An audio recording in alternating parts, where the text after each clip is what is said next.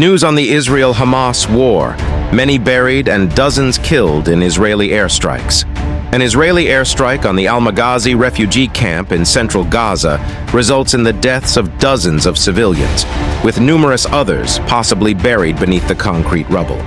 Over a dozen Israeli soldiers lost their lives in fierce fighting over the weekend, adding to the Israeli forces' ongoing losses.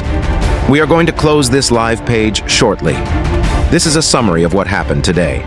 A spokesman for the Palestinian Health Ministry calls the Israeli airstrike on Gaza's Maghazi refugee camp, which has claimed at least 70 lives, a massacre.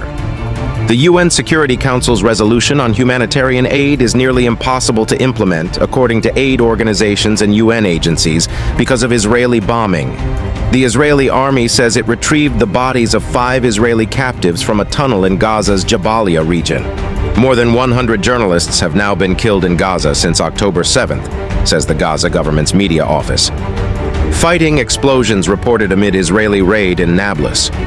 Armed fighting has erupted, followed by explosions, after Israeli forces stormed the Balata refugee camp, east of Nablus in the occupied West Bank.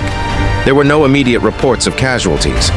We are also getting reports that Israeli forces carried out a separate raid in Al-Tawan, an Alawite neighborhood also in Nablus.